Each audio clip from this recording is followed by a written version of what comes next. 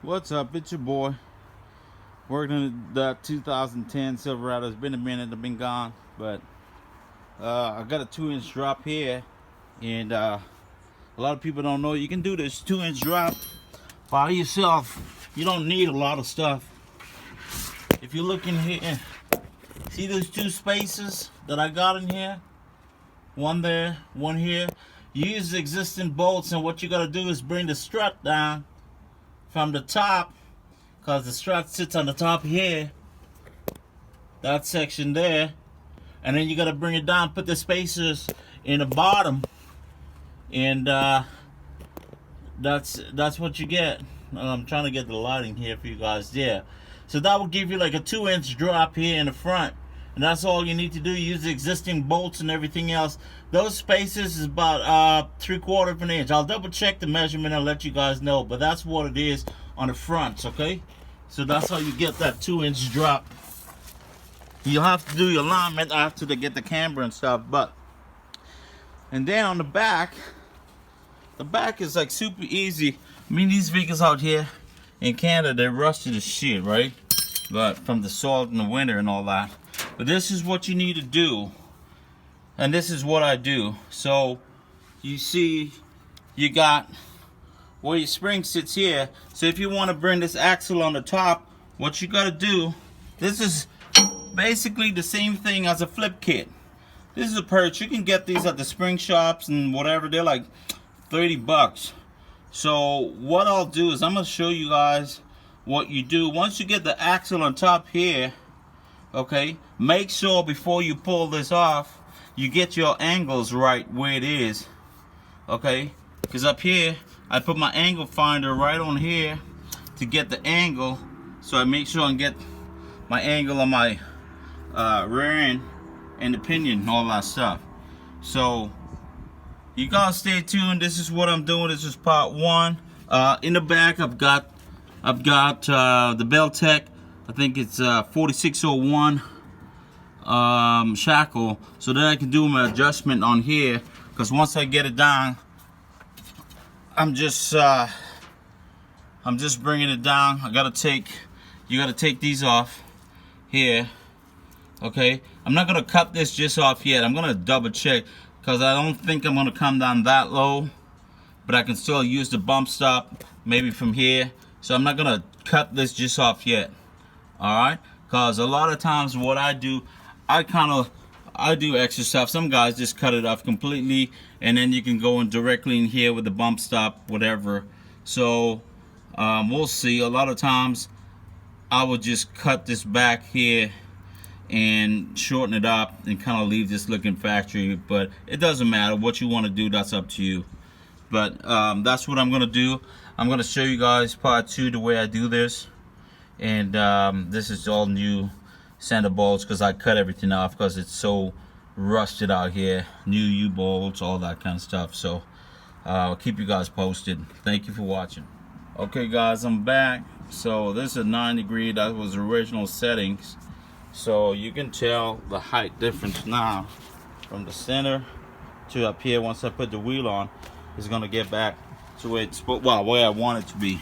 So what you gotta do here, so once you set the angle, this is the perch, right? This is basically like a flip kit, and that's what they use. And then that top bracket here with the angle. But once you get your angle in, so that's it. So what you got to do, when I come in here now, I set my angle, I'm gonna tack over here, I'm gonna tack here, tack on the ends, stitch welded, and then that's it.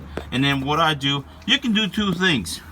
You can leave this on and get the U-bolt style this way, like this way, and put the bottom plate on the bottom on here and do it that way. Right, a lot of times I just cut this off, grind it out, and I reuse the saddle, because the saddle goes back on here, because this is the reverse, right? So once I grind the top section off, I'm just gonna reuse this, use the existing bolts, the U-bolt, so you're saving money that way. And this goes back on over here, perfect. The square U-bolts comes back over here on the bottom, on the U-bolts, sorry, on the spring, back up in here. So then that's it. So what I did, I double checked my degree before I started right here on this one here, and make sure, so I'm at 9 degrees. And also I double check, I just leave my hangers loose, nothing is tightened up, leave the spring hanging, okay? It's not sitting on anything. But what I want you guys to watch here is, this is basically what I do. I make sure, because if you look at the bottom here, this is flat here, and then to where this is here, this gap in between here, don't worry about that. But when I look down on the drive line, it's perfectly straight. It's centered, and I make sure everything is sitting properly. You gotta cut the bump stuffs off here, grind that off. I didn't get into every single detail. You know, you guys who are building these, you know about it. And then what I do, usually I take a measurement from the frame to the center of the backing plate. Make sure that you centered on both sides, okay? So then you know you equally centered up on both sides. And double check everything before you do anything. All right, and this here, this is the one tab. This is for the brake line. This brake line, this got to be removed, and you can reposition this tab and weld it back over here on this section here. So a lot of times I will just re-weld it here so it has the support here. It's not a big necessity. I mean, you could, but it's fine like that. I just kind of pull it up like this way, so it's not gonna interfere with anything. Double check. And then for the shock assembly, right, on the, obviously now you gotta, what I usually do, I take a measurement from here to here, and I just I double check my measurement and know my travel, and then I divide that to make sure that it's okay. All right, so that's what you need to do on that to make sure. But once again, double check your alignment of your drive line, make sure there's no crazy angles, and if you do get a little vibration, sometimes there's a pinion angle here that goes in here that you can change the angle. All right, so thanks for watching. I appreciate y'all. Okay guys, you can see this is on the rear end, it's got this secondary perch. I'm not sure what this is for here anyway, but that's where I put my angle finder. So if you look at it, it's probably about 9 degrees, something like that. It's about 9 degrees. I'll double check it. Not so that's what I'll do once I get, cause everything is on a jack stand, so the angle of the truck where it is right now, that's where it is. Where the angle is for your end, where everything is hanging, that's exactly where it is. So that's what I do. I just leave that so I kind of have a rough idea where I'm at for the angle.